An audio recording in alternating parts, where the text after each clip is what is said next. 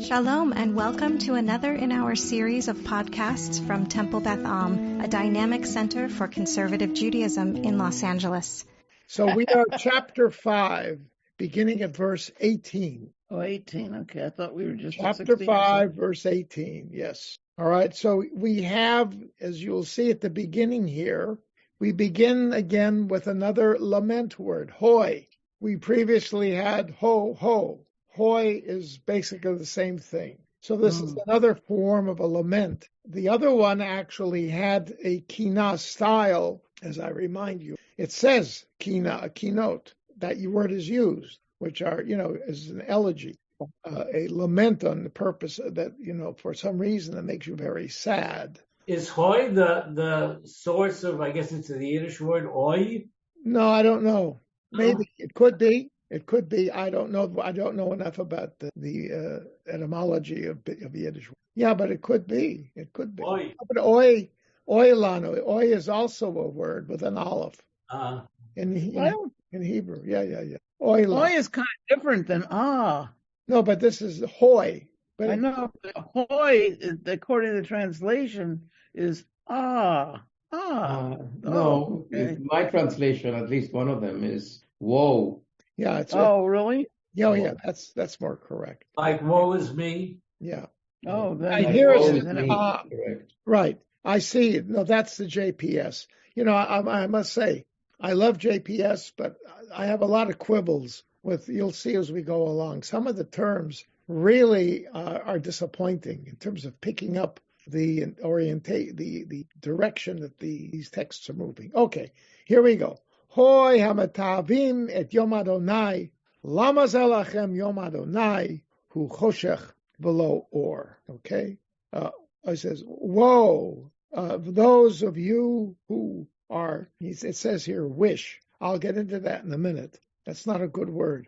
For the day of God, why are you seeking out the day of God?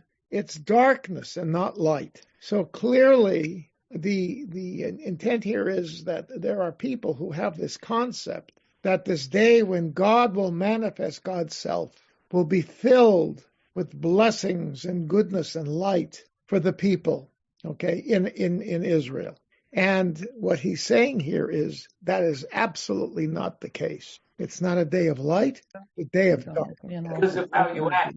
Now the word metavim, the second word, the root is aleph vav he, avo, wish, but it can also mean yearn or desire.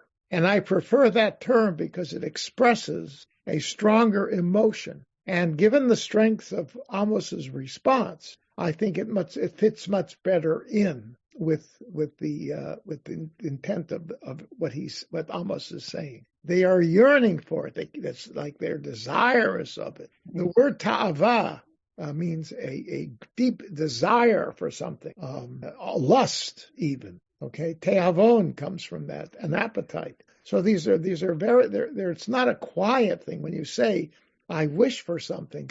Oh, I wish for something, right? But if you say, "I really want it," and I think it's an "I really want it" thing. For some reason, this idea began floating around, and he says, "Guys, you're wrong." All right.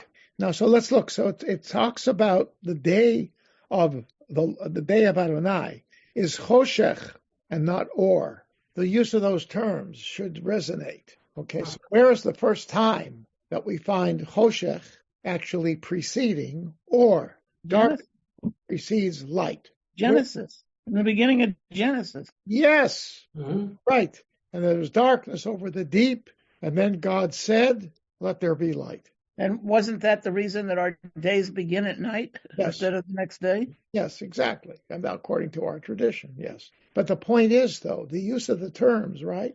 So you hear that in the background, all right? But the point is, and the word choshech there is something you got to keep in mind as well, because the description of the universe at that moment in time, right after shall we say, the Big Bang, all right? I'm not. Don't take that word literally. Okay, we don't know about what the Big Bang was, and we don't know how God created the universe. All right. So theologically and scientifically, we're in the dark. But that's the point. It was dark. And what we see in Genesis 1 is chaos. It's a status of chaos, right? And it's not light. The light comes along, and that's the first step in the organizing of that chaos into a harmonious working universe. And as you know, the Genesis 1 is really more about an ordering of the universe. Things, yes, new things pop up and are created, but it's all done in an orderly way. Okay, that's the magnificence of it, right? Okay, Bert. Isn't there another translation of Bereva? Yes. God began to create, as opposed to in the beginning God created. Well, that's right. You mean a different interpretation? Yeah. Well, I've seen that translation. Yes, of course. Yes. I'm not going to go into that. Because that really says that creation is an ordering and a separating, as opposed to. Well, the first few sentences of the term lahavdil, separate. Right. It's used. Yeah, exactly. Some pre-existing thing. Yes. That's another question. Right. That's another discussion, right? But I thought you were talking about something else, because we have another statement that we've talked about often, where we talk about God as the creator of light and darkness. Right? What am I talking about? And it's in the liturgy. Good and evil. What? Good and evil. Well, that's another level, right? But before we get to that, even that's right. Yes, but there's another statement. We have it in the prayer. Yotzer or Hoshech, Shalom Uvarei Hakol.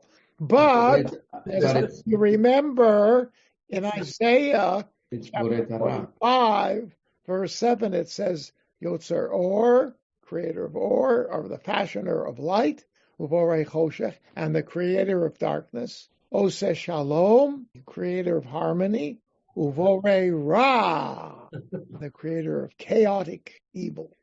So light and darkness, right? So that same binary, but there it's light before dark. Anyway, the point is, so these are terms, and the interesting thing is we don't know. Amos may actually have preceded those sources in using this term light and darkness and actually differentiating between the two the way he does. Because if you think about it, chapter 1 of Genesis is a P source, and it's difficult to pinpoint exactly when that's Genesis chapter 1, the beginning of 2, the first creation account, all right? And it's powerful in its organization, which is something you would expect from the priests, because their whole outlook is one of an organized religious culture. Yes? You understand what I'm saying? You run a temple, right? And you have strict laws, orderly offering of different varieties of sacrifices, etc., right? And they have law codes as well that organize life. So it's not surprising. Okay, but the point is, we're not sure exactly when those particular elements of that tradition popped into their tradition. We know that there are elements of the P source that are older and other elements that are late. And it was a constant process of redaction and ordering that took place over time. Because remember, the priests, in many ways, were the people who really managed a lot of the legal stuff in terms of an ongoing way. I mean, yes, there were kings, and they had legal people, right? And there were prophets. There's a much more difficult thing to plug into law. But the point is, so we don't know. But Isaiah 45:7, we know exactly when he lived. He lived in the 6th century after the destruction of the temple and witnessed the Persian conquest of Babylonia, which means he's living around 550, 540 BCE.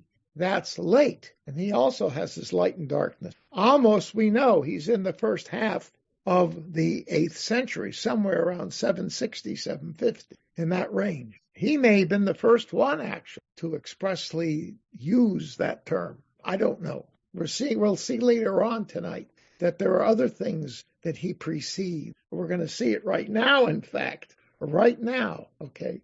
Because now we're going to move on to the concept of Yom Adonai. the day of Adonai. Okay, Leon. It's just, oh, I'm sorry. You're on. We hear you. Oh, you hear me? Okay. It's that I find Rashi's commenting that there is a parable concerning a rooster and a bat that were awaiting dawn, and I don't know anything about that, and I haven't had a chance to go and look at it. Do you know anything about that? No? Okay, I'll take it as homework. Yeah, it sounds like it's a midrash, right? Yeah. All right. Well, there may be some there. I just didn't look at it. I got too involved in this other thing of Yom Adonai, which I'll get to. Bert, go ahead. And then I was just going to say, isn't the first of the daily blessings literally a rooster can tell the difference between day and night? Rooster just jumped out at me. Oh, yeah, that's right. Yeah. I mean, we kind of translate it differently to tell good from bad, but it really is about a rooster. I don't know if that has anything to do. I don't know. The rabbinic prayers are later. We know. Later. Okay.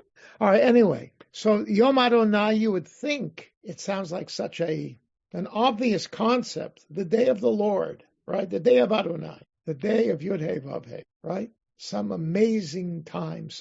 That's what they thought, apparently. Well, it turns out the term is only found in 16 times in the entire Tanakh. It didn't make it. It wasn't on the hit list, the big greatest hits. 16 times, that's all. Why? I would have thought it would have been much more widely used. But it's interesting in how it appears. Okay? So, now Amos is the oldest source. He beats out Isaiah in terms of the actual use of the term. Okay? So here, as you will see, it's, as he said already, it's not a good day for the people. A bad day for the people. Yes. Isaiah, same concept. A bad day for the people. Then we got Joel, the prophet, who's named after me. Anyway, I'm very old. Anyhow, for Joel also, and he uses it more than any other actually, it's a bad day. Then you have Zephaniah, a bad day. Ezekiel, a bad day. Then Obadiah, it's a bad day for Israel's enemies. And finally Malachi, it's a bad day for bad people and a good day for good people. But the only two, so the only one who says it's a good day, partially, is Malachi. So the whole notion then is that Yom Adonai was generally seen by the prophet as a dark, terror-filled, bad day. All right? And that's maybe why it never made the hit list, Well, 100 top hits, top sayings in the Torah, in the Bible. It was bad, and people didn't want to talk about it. I'm not sure, but it's... Yes, so now let's move on. So having made that statement, which is a rather categorical statement, look at verse 19. Kasher yanus ish mipnei ha'ari ufaga'o hadov uva habayit v'samach yado al hakir unishacho hanachash. It's similar to the day is going to be similar to the following scenario. A person runs away from a lion and bumps into a bear. And then he runs away from the bear and he comes home, saying, presumably, oh, thank God I made it home. So he leans his hand against the wall and gets bit by a poisonous snake. And in the end, what happens to him? Doesn't say it, but what's the implication? He dies. It's a bad day. Bad day. That's a bad day. And with nowhere to run. Right. Bad day. Right. Now, the point is, the animals to which he refers, I mean, that's, to us, it's sort of a it's an interesting metaphor, because clearly it's a metaphor. But the point is, these animals that he's talking about, they know what the audience knows what he's talking about, because they had lions, they had bears, and they had poisonous snakes in Eretz Yisrael, okay? And so the point is, it's almost as if, it hits and you run, and then it hits again, and finally, when you think you've made it to safety, it kills, right? So look at the mind, the creative mind here. That's what amazes. Absolutely creative, in your face. The whole point is, you can't escape it, right? Everything you try, you cannot escape the negative impact of this day. Okay, Bert? I'm trying to get my head around the phrase Yom Adonai. Yeah. Is there an implication that it's like the day of judgment? That's a term that I'm sure became much more popular. I didn't check Yom Hadin in my concordance. Okay, I'm not going to stop now to do it. Let me make a note, see if I can remind myself. I'll check it up because clearly you think about Unatana Tokef, right? Hey, Yom Hadin, right? The judgment day is here. So, but I mean, you would think on the one hand that, the day of God, that's got to be a wonderful thing. And yet here he's saying, watch out. Yes. Because the day of God, you're going to be in trouble. Right. Well, clearly Yom Hadin picks up on that. Yeah, right. When you say judgment, it reflects the whole purpose of the liturgy. Well, I'll ask you, what is the purpose of the liturgy on the high holidays? What's the purpose? It says so. What is it? Tybal. Because you just said it says so. But what I think it is to differentiate prayer from other days, to encourage a cheshbon hanefesh, because if everything else is the same day after day, one doesn't stop to think. But that's probably not what you were looking for, because you said it says what it is. So, hey, Leon, you went to rabbinical school. Time for you to answer. Well, it seems to me it was always clear that when we talk about Yom Kippur, for example, the whole set of prayers is so that we repent. And therefore, if we repent for our sins, yes, and set them aright. Okay, so I think Amos is simply saying, and saying it very well, that we have to stop doing the kind of things he's been describing up to this place. Yes, he's trying to put the fear of God into them. Correct. Yeah. Definitely the fear of God. Right. But you'll see as we move through, he's not very hopeful. Isn't it that he's trying to stimulate us to be better? Yes. But he tries many times. He's tried.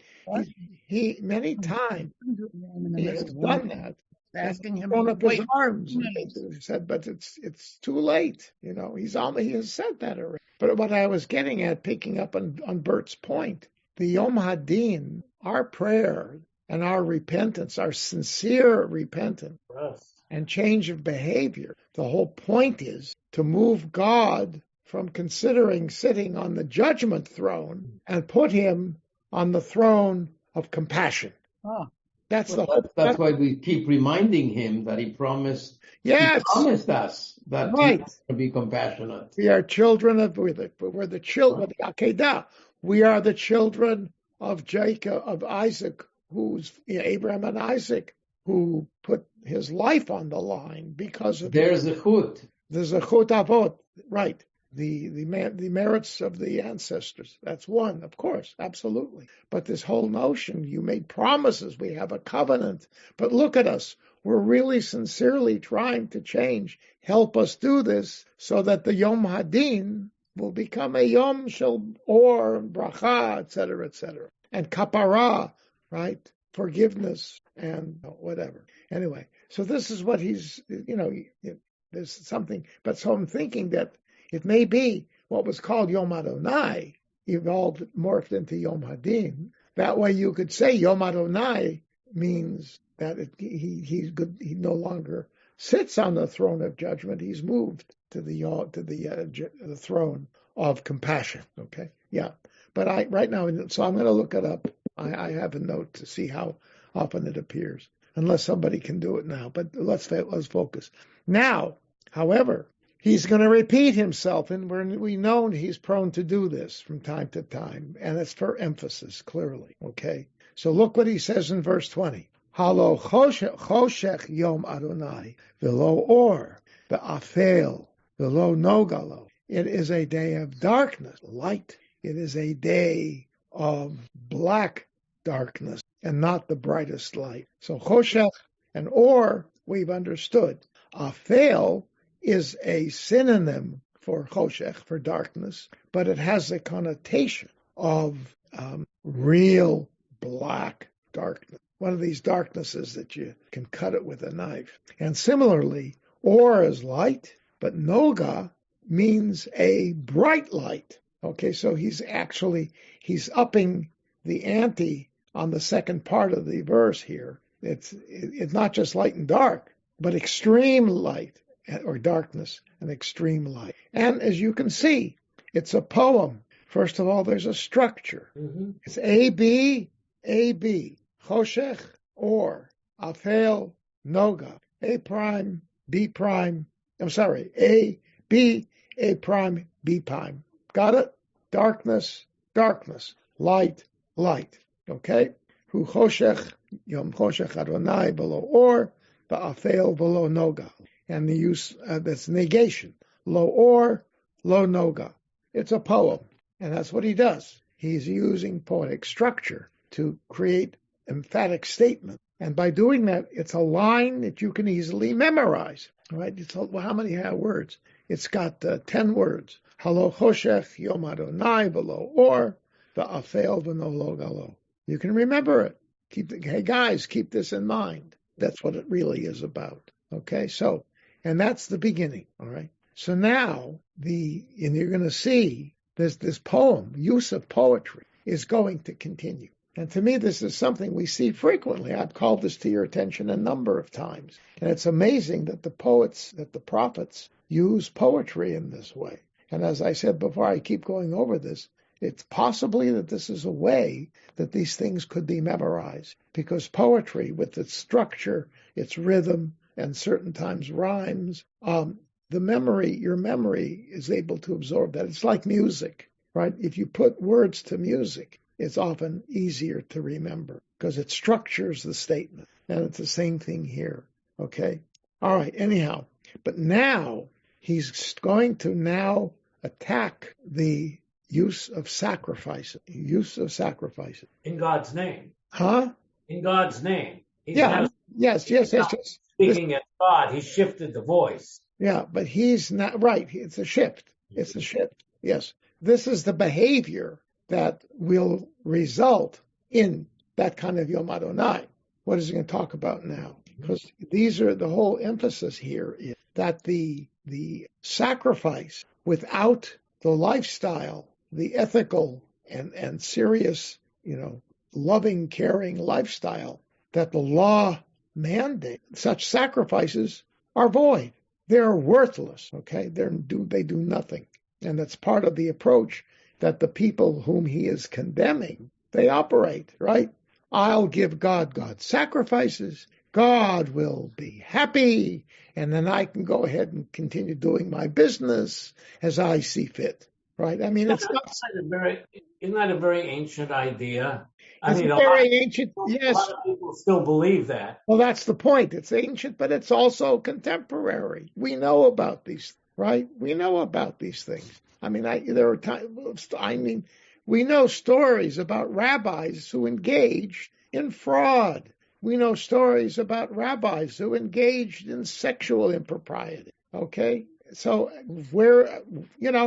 it exists. He, of course, is telling us that this is a dominant feature of the society. And that's a problem I have because I'll repeat it because I don't have an answer. The question is he fixated on this because he's basically talking about the upper classes, as we've seen and we will see again. His critique are people of means who abuse their wealth and power and take advantage of the lower levels in society for their own benefit. That's his thing. And that is evil. And that's why this is all going to happen. They're the same ones who bring the sacrifices. And I guarantee you they can bring very nice sacrifices. Okay? But he's saying it's not going to work because you're missing the point.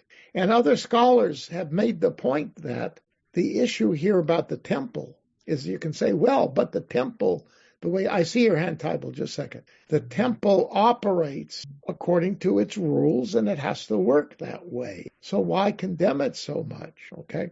But his point is the temple also represents something else. At that point in time, according to tradition, what was inside the Holy of Holies? The Ark. What was in the Ark? The broken tablets. Oh, not the broken tablets. The second set of tablets. Okay. The new covenant, right? the revised and second covenant. Right. They're there. That means that at the most sacred point on earth, where the divine presence resides, he's sitting right on top of a statement of law. And that's the foundation. That's what the temple ultimately is all about. It's to proclaim your loyalty to this God whose law sits in your midst. We don't have any idea what happened to those tablets, do we? Don't even go there. We don't know. It was destroyed. The whole thing was destroyed in the Babylonian. The Babylonians killed it all. And let's just be honest about it. And they say, the temple is over here. No, it's over there. Blah, blah. You find it. Yeah. I mean, we know it exists because Indiana Jones found it, right? And they hid it in that big storeroom, remember? Yeah. So nobody knows where.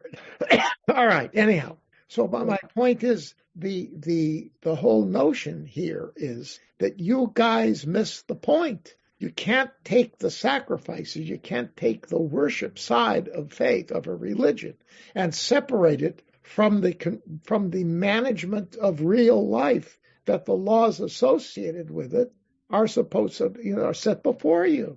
They go hand in hand, and if you do one and then not the other, the system doesn't work. That's what he's trying to get across, and he sees these people who are so self-centered and self-oriented. They think they are in charge. And we're going to see a little bit later on, maybe next time, that becomes a real issue, that they sit back and think, okay, everything's fine because we're in charge. But they're not really in charge. God is. And if they don't turn around and change their way, it's over. All right, Leon. Well, I think Tybal had her hand up. Tybal. Right, Tybal. So I was hoping you would explain to me the long word that is solemn assemblies, what the different parts are that make that word.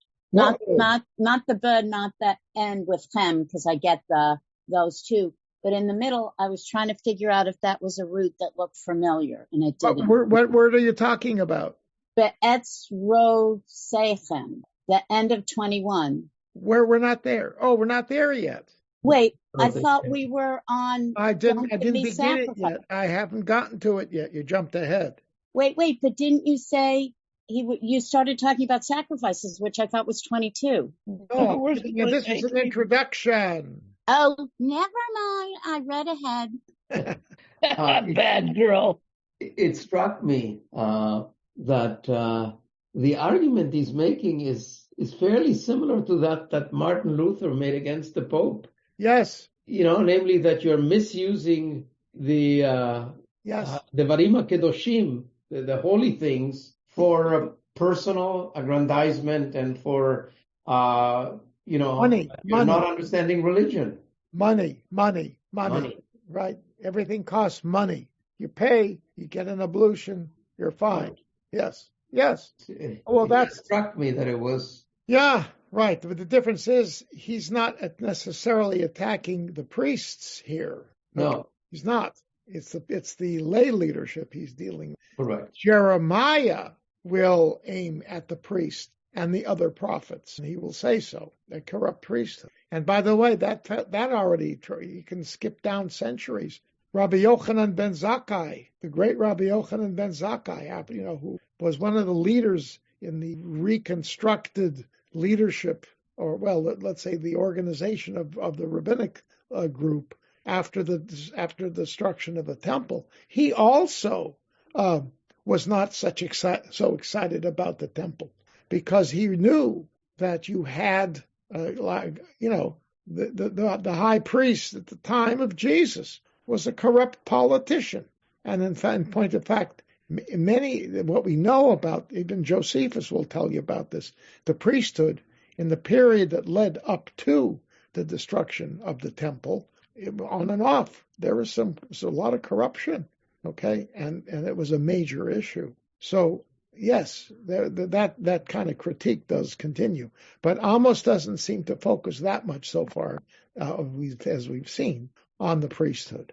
Okay, all right, now, okay, we will move ahead. All right, now, verse 21. And you want to know his feeling? He does not beat around the bush. Saneti ma'asti chagechem v'lo ariach be'atzrotechem. Okay? All right. So, I ma'asti means I loathe. All right, and here JPS gets it right. Ma'asti, I spurn your holidays. All right, and I do not smell. Oh, yes, and I will not smell the stink of your atzrotechem, your atzeret, like Shmini Atzeret. The term atzeret is a biblical term for a day when there is a holding back of labor. Okay, it's a sacred day. Atzeret is a synonym for that word. All right, Chag means more in the notion of a pilgrimage, the pilgrimage festivals. It's like Hajj in Arabic. Okay, Chag is the same idea, where you are to be seen before God in the temple. All right, whereas Atzeret means more you're withholding. Your Atzor means to hold back. You hold back on your normal daily routine. So that's that word, Tybal. Okay? Sorry. In other words, the days that you are claiming to be these sacred days, when I fast or when I do my rituals, blah, blah, blah, I hate them because they're void of sanctity and they're void of the whole idea of what God is about. What I did think of the Shmini Atzeres, but what then I wondered is, but what's the root? Because it's not. I told you, Ayin Sadi Reish. Right, but what? And that root means hold back. What does the root mean? It is a day when you hold back from your normal activity and you focus on things that are kodesh. So that Wouldn't Shabbat be an Atzeret then? What? Wouldn't Shabbat then be an Atzeret? Yeah, in a sense, but it's really used for the holidays. No, I know, but in reality, it sounds like it would be Shabbat and all the other Chagim. Right, but it's not used in relationship to the Shabbat. I was expecting somehow a root that would be connected to witnessing would be in there, but I don't. No, not at all. I get that, but I don't. But when I started reading it, I was thinking that's where it was going. Sorry, no, there's no edut. Edut is the term for witness. That wouldn't use an ayin, but no, this is la'atzor. Okay, all right. So this is what I love the translation here, because it's a stink. The idea being that and actually it is lo arech batzotechem. It's Keller Baumgartner really that suggests the lexicon. I will not smell the stink of your solemn assembly. Okay. So what this is saying is that God at this point, Amos is saying that God at this point is saying, screw you, leave me alone. You're not doing what I want, so I don't want to do what you want. That's kind of what it seems like.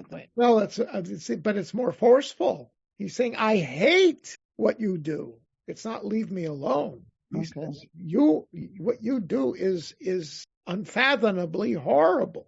Be strong. Use stronger language, Barbara. Now, la'atzor also, by the way, it can mean, I was just thinking about this, it also means to hold back in the sense that you put people together in a gathering and you hold them together, okay? So it could also have that meaning. All right, it's one of those words, but it's multiple meanings. And in this case, they both work, right? You gather together and withhold from your normal labor on the day. All right, who's that? Bert? There's an implied because here. It's not that God hates festivals and sacrifices per se, but because they're not doing the mitzvot of loving their. Right. Well, that's the whole message. That's right. So it's not that God hates festivals. That's right. Exactly. Yes. That is the way modern Bible scholars have tended to argue that the prophets really didn't think that the sacrificial system was worth anything. That's a total, that's part of the overly critical attempt to understand the Bible, that this ritual thing, even the prophets thought it was nothing.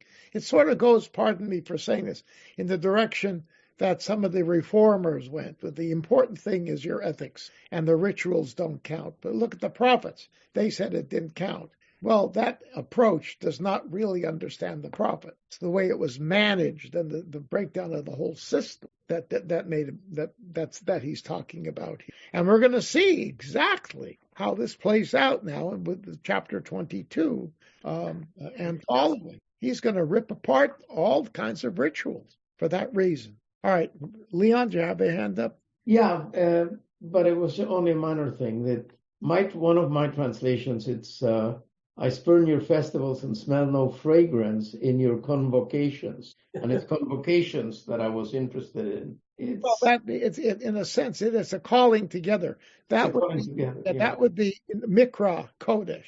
A Mikra, a convocation, the better translation for the word Mikra, which is calling. I usually like my translation, but in this case, I think assemblies are. Yeah, but I understand though. But I mean, right. Atzeret would be more assemblies. Yeah.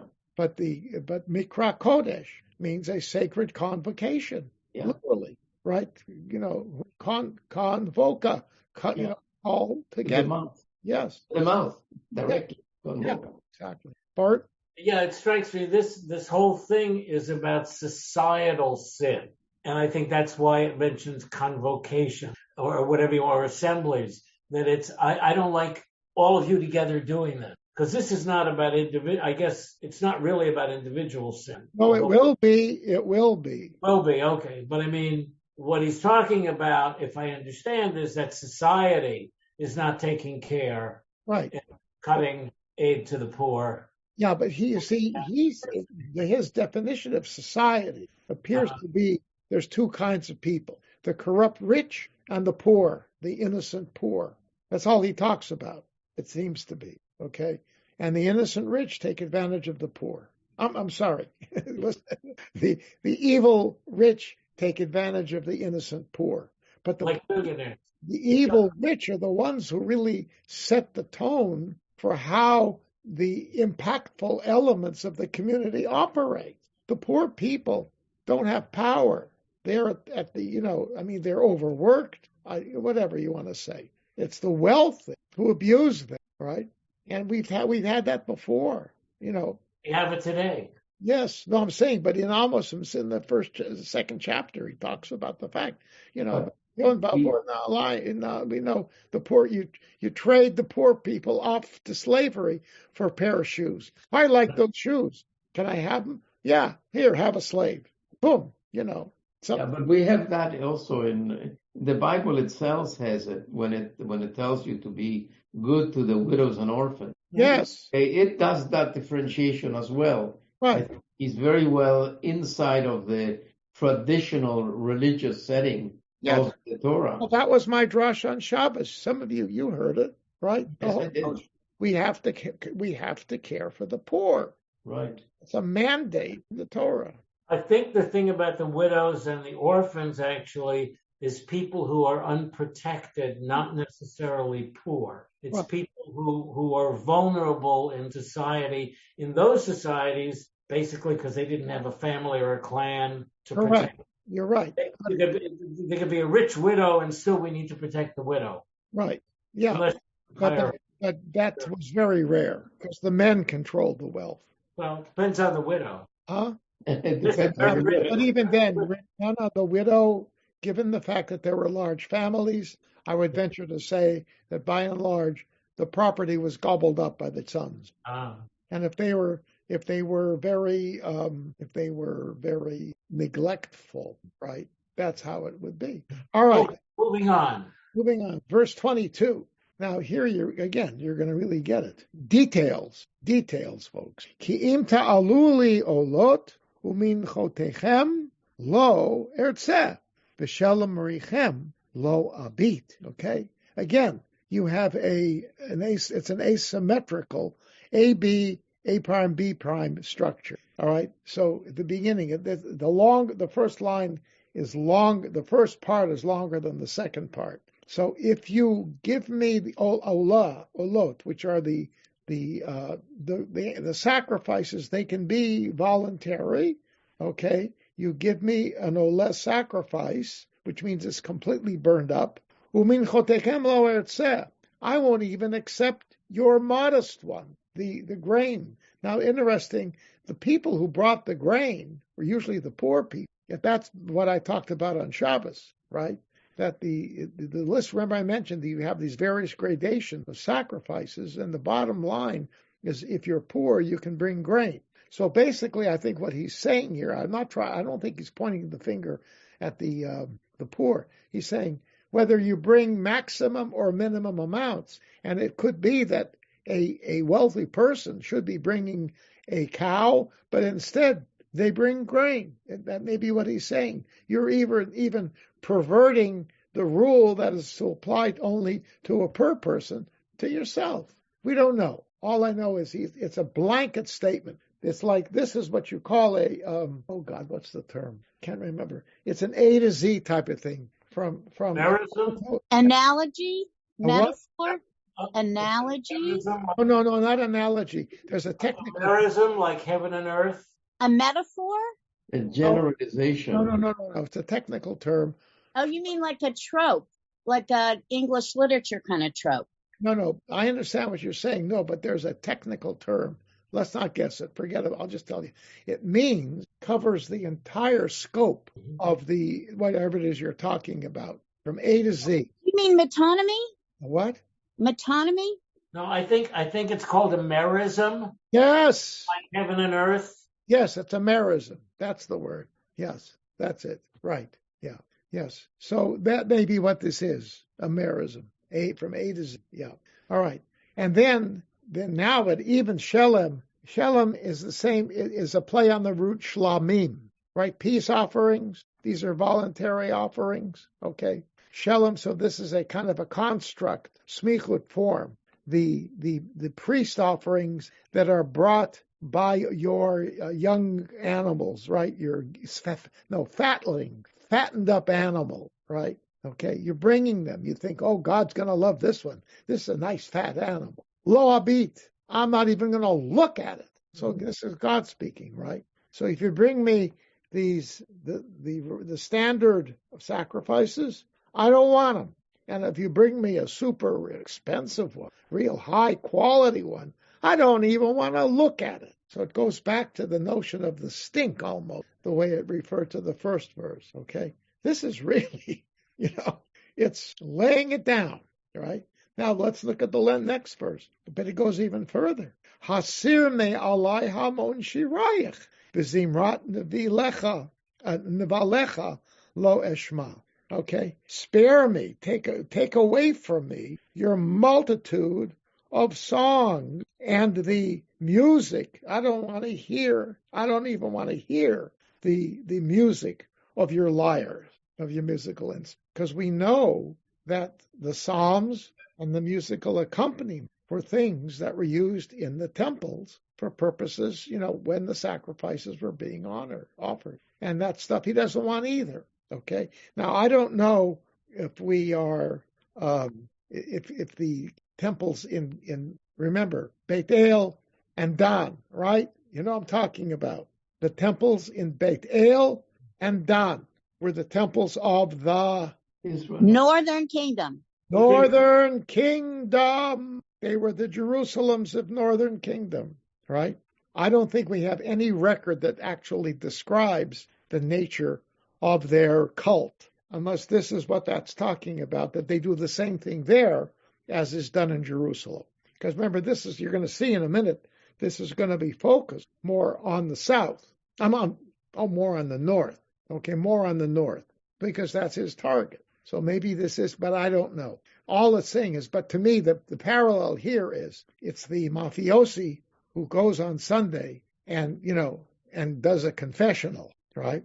And then on Monday goes ahead and kills them. Okay, that's the kind of thing you're seeing here. I don't want your prayers. I don't want your music, because it's meaningless, just like your sacrifices. So basically, the whole system is corrupt, is what he's saying. But then, right in the middle of this attack, look what happens. We have the solution. So maybe there is hope. Maybe. Famous verse 24. V'igal kamayim mishpat utzedakah kenachal eitan. Okay?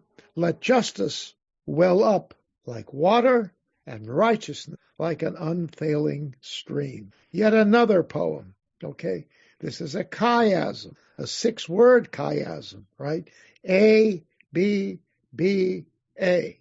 A, water well up, mishpat, judgment, next, tzedakah, and then a mighty stream. Water, justice, water. A, B, B, A, chiasm, poetry. 6 lines, 6 words. Can you think of an, yes, Bernie. Oh, wait, unmute. Can't hear you. I'm sure the next thing you're going to say is that was Martin Luther King said that, I think, at the Yes. Washington Monument or somewhere, No. I guarantee you he did. Yes. This is a very popular line. It's in our prayers on Shabbos, the prayer for peace, isn't it? About let justice well up like water, righteousness like an unfailing stream. Yes. Those words. Yes. MLK. Yes.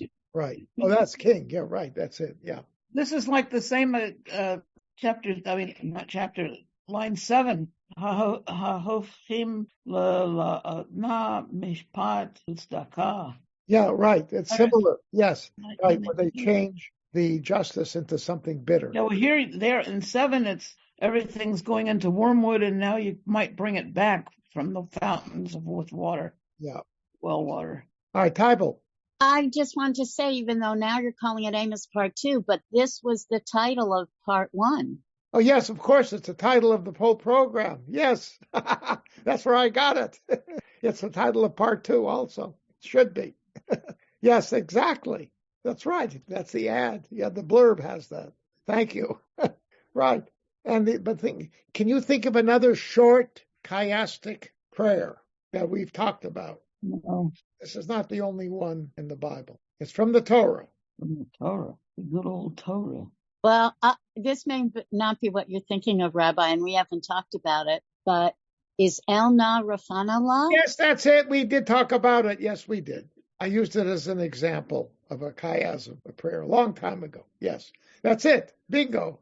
Tybal, you get 3 gold stars tonight. Well, I had to redeem mixing up my tropes because I really wanted to connect again. Okay. I couldn't get there. Mochel. I forgive. Okay. Yes, that's right. El na rafa na la. God, please cure her. El la rafa. El na. No, sorry. El na. The first one is el. A. Na. B. La. X. Na. Again. B prime. And then la is the reverse of ale. Okay. Sort of. So it's A, B, X, B, A. Chiasm, 5 words. Moses' prayer for Miriam when she gets stricken with that horrible disease. Okay, so these are not. I really have not made a serious study of abbreviated prayers in the Bible, but I'm sure there are others. There are lines that are often taken out of context, But here it's not. I mean, it stands out on its own. Okay, because he's going to continue right afterwards with his diatribe. So this is right in the middle. By the way, this is the theme of the Israel Supreme Court in Jerusalem. And if you go in the back, there's a beautiful little garden, and you will find not call it a sculpture really, but it's an art form of water bubbling up and flowing downstream. And it's the same theme from this line. Okay. So, but here it is. And it stands out by contrast to everything else that he's talking about here. Right. And one gets the sense that perhaps, as I said before, it may be that he's suggesting there is a solution. Here it is. And then he leaves it hanging. And given the whole tone of the book, it's almost as I told you. Well, because before he said these things, and then he goes like this. So he's doing it again. Here's another opportunity. This is what God really wants. But then now look at verse 25. Continues. Hasvachimu mincha yigashtem li bamidbar 40 shana beit Yisrael. did you offer me animal and grain sacrifices in the wilderness for 40 years, O Israel? Now there's a problem here, okay? It sounds as if they were not offering any sacrifices. And basically, he's trying to make the point. God maybe got angry at us, 40 years of wandering, but he protected us. We survived wandering in the wilderness because God would be saying, I protected you. But did I expect sacrifices from you? Okay. What do we know from the Torah accounts? Were there sacrifices offered? Well, if you read all the sacrifices in Leviticus, you get the impression, this does not say, when you go into the land, you shall offer me this and that. It doesn't say that, okay? And you have an active priesthood, and it says Moses can't go into the Holy of Holies, right? And you have laws about the whole thing with the going into the Holy of Holies for the atonement sacrifice in the tabernacle. Doesn't say anything about the Beit Mikdash. So you get the clear impression that in the wilderness they were offering sacrifices. So how do we explain this statement? I don't know. Well, the only thing I took from it, which is really droshing off, is that what he's really saying, were you really thankful? No, you were stiff-necked in the desert. He was, but you were not truly thankful. You were not really. He's saying that, but he's saying, but he's making a clear statement. He said, the implication here is you did not bring sacrifices, and God wasn't angry, i.e., sacrifices are not the be-all and end-all of our relationship with God, okay? If you're good, if you follow God's law, if you behave, he'll be with you, okay? I think that's what he's trying to get across here, all right? And you'll see in a moment where he's heading with this, okay? But I have another thought. Okay, Tybal. I'm just curious. Obviously there were 2 portions of manna, but every other day was one. Did the rabbis have thoughts about how a person was supposed to split up eating the manna? Because it made me wonder when you just said whatever, I thought, maybe the custom of taking challah dates back because you're supposed to take a little piece of manna, a little bit of your manna, and either give it to somebody else or do something for gratitude. Oh, no. The notion was on Friday you took 2 portions because you couldn't take it on Saturday. It won't be there. So in order for you to be able to eat on Saturday, you had to take 2 on Friday. And it didn't spoil. Normally, if you left it overnight, it would spoil. So you have to get the next morning. But on Saturday, on Shabbos, it would not have spoiled. So that's what he's saying. That's a precursor to not doing things that Shabbos, you can't prepare food, so to speak. It's that whole notion of not laboring on Shabbat. So it's a precursor to it. That's, I think, why it's there. Okay. But I want to offer in terms of this, the notion, it may be that again, Amos is writing in 750, and he is an early writer about some of these things. Critiques of the sacrifices you can find in first Isaiah, you can find them clearly in Jeremiah, and some extent in Ezekiel, but those are all later. Now, Isaiah is the one who is the closest to him chronologically, but he was the first to really confront this. And the question is, was that literature, that whole legal, that whole tradition of the wandering in the wilderness, was that written down, especially the areas that deal with the sacrifices? Is it possible that all those statements were written and were compiled later, after the temple, of course, was standing, in an attempt to express the antiquity of these traditions? Okay, so if you're writing that at, let's say, 600 or 650 or even 700 BCE, you want to make sure that your people understand that this is not something that you just made up, that these are things that went back that far distant. Or maybe there are, I don't know, because, obviously the temple was built in 920 BCE. It existed. and they were offering sacrifices. But it may be that the stories of the wilderness had not yet been compiled, and so they had to somehow. It was there, you always want to link if you are taking something and codifying a new law governing sacrifices. And remember, there was evolution in the sacrificial cult that exploded in the Josiah reforms in the 7th century, right? You know what I'm talking about. Only one temple, right? Closed down all the other sites. Remember that earlier on, what's his name? Oh God, one of the early before Isaiah in the night, there was one of the earlier kings who took an image of an idol of Malkat Hashamayim out of the temple. There was one of the earlier kings of Judah took an idol out of the temple, meaning it had been there up until that time, and nobody complained. Was it Manasseh? Who? Manasseh? No, Manasseh's later. Manasseh is... No, not Manasseh, but Manasseh. There was a similar... No, that's not the name of the king. No. I would remember. I just was reading about this recently. Oh, my. I'm sorry. I just don't recall. But it was earlier than the days of Chizkiyahu. Okay. But Chizkiyahu takes the Nechashtan out of the snake idol out of the temple. So we know that the process of removing vestiges of idolatry or even active forms of idolatry from that temple were going on over a number of periods historically, from about the middle of the 8th century on. So if that whole process of the, let's say, canonization of cultic process was going on, but prior to that time, it hadn't been fully canonized, and there was sort of hefker, they did A, B, C, and D, but it wasn't rigidly enforced. Suddenly it was being rigidly enforced, and hence things were stabilized. And so when you write down all the laws of sacrifice in Vayikra, you're saying this is exactly how it's done,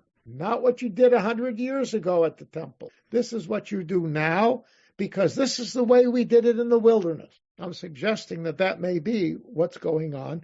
And in 760 BCE, that association was not yet in existence. So as far as Amos was concerned, they didn't offer sacrifices. The sacrifices were intended to be when they got into the Holy Land, something like that. Leon. I have to go with title. There was a king called Manasseh at the time, king of Judah, who was at the time of Amos. He was 697 to 642, who took a golden calf out of the temple. Oh, that's who it is, yes? Yeah. Thank you. Okay. Sure. And then was it a golden calf? It was a golden calf, at least according to my AI. Oh, no, I don't know if it was a golden calf. I know it wasn't, but I'm talking about, no, it was Malchat Shamayim, the Queen of Heaven, I think. I'll check it out again. All right, yeah. That could have been him. How do you say? Golden calf idol that King Manasseh took from the Temple of Jerusalem. Oh, okay. That doesn't mean that they're right. Sometimes no. It could be. It could be. I'm digesting a lot of details here. Yeah. That I didn't write all this stuff specifically. Did I? Hold on. Wait a minute. I thought I wrote this down. Wait a minute. Because it mentions 526. No. Here we go. Kings 1 Kings 15 describes King Asa purged an Asherah from the temple, and the Asherah is often mixed up with the Queen of Heaven. Yeah. All right, but so this was King Asa. I have no reference here to a Manasseh. Well, King Manasseh was from. It makes sense because Manasseh was from, according to this, I asked when he lived, 697 to 642. So he seems to. That king lived. No. That's King Manasseh who brought in the temple. I mean, who destroyed everything. He was the big idolater. Yes, he was. Yeah. No, so that's not what we're talking about here. There was another Manasseh. You say? Yes, there was another one. Amos? I thought there was. King Manasseh who took from the Jerusalem temple. What date? That's the point. The point is that the date that I was given for him was 697 to 642. That is the father of Josiah. That was in Judah. That's the guy. Also, he said he was the son of Hezekiah.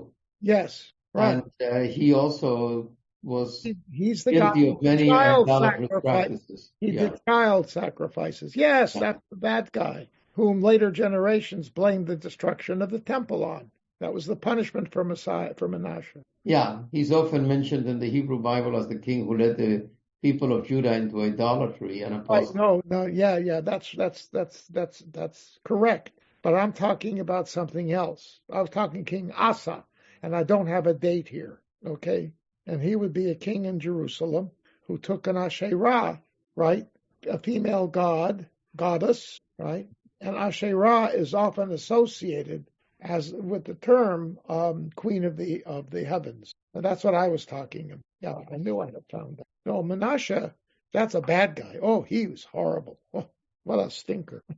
All right, moving on. So anyway, you shouldn't talk badly of people, Rob. Normal. Sorry. I'm only doing what God did. God said he was a bad guy, and I agree. Okay. All right. So there's that line. But now what I was going to say is Achaz is 735 through 715. Who's that? Achaz, who built the temple and took an Asherah pole. Asa? It wasn't Achaz. No, I remember him. Here it says Asa. Okay. A king called Asa. I gotta study my history again. All right. Okay. All right. It's okay. Yeah. Let's continue. Did Achaz take out an idol from the temple? Yes, he took an Asherah out of the temple. Oh, well, maybe that's it. Maybe this got it wrong. It's okay. I'll trust you on that. The source I was using was actually not a Jewish source. Yeah, and he brought a lot of apostasy, a symbol of the goddess Asherah from the temple of Jerusalem, and he put it into his own palace. Oh. So, he was actually almost elevating it. That's interesting. Look, David, before he was king, you remember when Shaul sends his police to get David to bring him back and kill him? Yeah. And Michal gets wind of it. Yeah, it says, go out the window. And he tells David, run. What did she do? She took the idol that was in their house and put it in bed and covered it over with a blanket so that when these guys came, they would think that David was sick in bed. Now, that's not a little tiny idol. If you want to create the shape of a person, it's got to be substantial. And where was it located? In David and Michal's house. Interesting. I'd never made that connection. Yes, that's there. Right. So that's the point. Idolatry was quite rampant in different circles throughout that period. Yes. All right. Anyway, I'm going to look more into this whole theory I just propounded because I haven't found it. Maybe I'm right, maybe I'm wrong. It seems to me that there's reason to assume that what I'm suggesting, it might work, but we'll see. All right. Anyhow, so now we're going to talk about, we're going to go on to verse, 26, yeah. Verse 26, and now you're going to hear something even, here we go. Okay. Vayiva'etz hamelech vaya'as shnei eglei zahav vayomer aleihem rav lachem me'alot Yerushalayim hinei Elohecha. No, that's Kings. Hold on, wait. I was wondering because that didn't match what I was reading. No, not that was my support here. Just a minute. The next. Here's 26. Sorry. Yeah, 26. That's a lead up into this. 1 second. All right. And then it says the following. So you will, you who did not bring, So at one point, you didn't even bring any idols. You didn't bring sacrifices to God. in the wilderness. But Right. now you bring a lot of sacrifices, don't you? Okay. And so now he's going to say, unesatem et sikut malkechem bet kiyun salmechem kochav Elohechem asher asitem lachem. All right, so you were bringing and carrying into the temple all those different sacrifices. Well, good for you. And now you will carry off your king, Sikut, and your image, Kiyun. These are two ancient words of king, of gods, of idols, or let's say, pagan gods, who were associated with Saturn. Okay? It was Saturn worship, pagan. All right, so you will carry these images that you made for yourself. And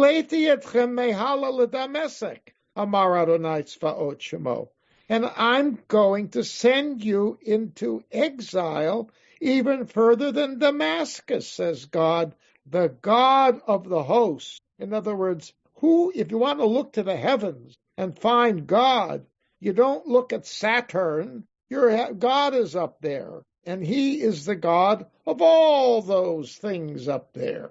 They're not gods. That's what he's saying here. And because you make your own little nice gods of Saturn, okay, I'll give you some more detail on in a second. You understand what he's saying? You brought all those sacrifices, right? That's terrific. Yeah, right. He says, well, good. You're going to carry something else now. Your idols with you when you go into exile. And you're going to go into the places in the world where they worship them, north of Damascus. That's where Saturn worship was a big thing. Abigazut, you want to worship? Go there. You're exiled. Get out of here. Get out of my sight. Goodbye.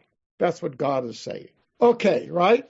So now the interesting thing here is it refers to two different gods. So you got to keep in mind. Remember what was the cultic division of in Jeroboam's Yeravam's kingdom, right?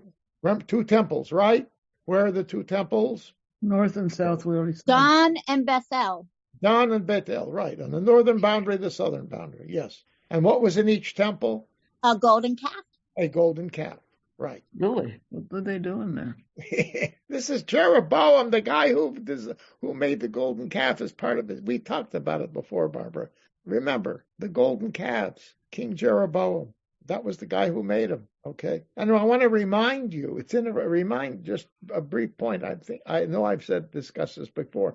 If you read chapter 32 of Exodus, and they make the golden calf, okay, it says, Eila Elohecha Yisrael Asher Hotziacha Me'eretz Mitzrayim. These are your gods, O Israel, who took you out of Egypt. The reference there is to more than one God, even though there was, in that story, there was only one golden calf. However, it is thought that this is actually that line was actually written after Jeroboam set up his two calves, and it was intended, and it was collating the story of the golden calf and linking it to the two golden calves that were set up under Jeroboam to indicate that what he did was a sin as horrific as the golden calf at Mount Sinai, okay? And it says there's two, right? So here in his condemnation of them for their Saturn worship, two names are made. A little echoing here of the two golden calves. Remember, we're talking northern kingdom here, not southern kingdom. Yeah. Leon. I was just struck by the fact that we went from Yud Hey Vav Hey to Adonai Tsevaot. To what? Adonai Tsevaot. Yes. Okay. Elohei Tsevaot, actually, not Adonai at all. But here, though, what does it say? Here it says, Amar Adonai Elohei Tsevaot Shmo. Elohei Tsevaot, right. Well, it means, but the point being, he is the God of He's the God of vengeance. He's not the God. He's the God of vengeance. Adonai Tsevaot. He's the God of Army? Yeah. No, but in this context, it's also Tzvaot HaShamayim, Tzivot HaShamayim, because that makes sense with the two, with Saturn. That's it could mean both, right? It's not the God of the army, it could be, but it's also the God of the heavenly hosts. But he's no longer the normal view of Yud Hey Vav Hey, that he's a God of mercy. Oh no, that I understand. Yeah, that's a whole different piece. That's Yeah. a piece. Yeah. But this is God talking about himself, not Yes, exactly. we were talking about it. We would say Adonai Tzvaot, but God called himself Elohei Tzvaot. Yeah, it means the God, but yeah, Adonai is Elohei Tzvaot. Elohei meaning the God of. Yeah, right. Oh, And you don't say Adonai, you can't make a construct form of the name. You got to talk about Adonai, who is the God of the heavenly host. Right. I mean, it fits the pattern. But we've seen before, he uses the term Adonai, Elohei, and a whole string of Adonai and Elohim and Tzvaot. He strings those names together. We've seen that already. Amos does. So, he plays around with the name of God in different ways. The whole point being, he's trying to get across, this is the boss, and you guys just don't get it. That's the problem. Yes, that's it. All right, anyhow. So, right, I mean, we've sort of discussed this, right? The notion, this whole notion of and remember, this is 760 BCE. So this is before, Amos was really a kind of a forerunner of a lot of stuff that comes later on. We mentioned these terms like Yom Adonai. He's the first one to use that. This whole notion of not offering sacrifices in the wilderness, you don't hear that much later. And he's a real forerunner. Sometimes I get the sense that some of the things that first Isaiah may have picked up from him. I don't know if you can prove that. You'd have to. I have not gone into a big linguistic thing, but the things that he's saying are sort of avant-garde for his own time. All right. You got your assignment for next week, folks. Chapter 6. It's only 14 verses. Oh, okay. Maybe we can get through the whole thing at one time. But again, it's fascinating because you're going to see some more of all this stuff. It's unbelievable. It keeps laying it on. You have been listening to another in our series of podcasts from Temple Beth Am, a dynamic center for conservative Judaism in Los Angeles. If you enjoy these podcasts, we invite you to write a review on the Apple Podcast site or wherever you get your podcasts. For more information about Temple Beth Am Los Angeles, go to tbala.org.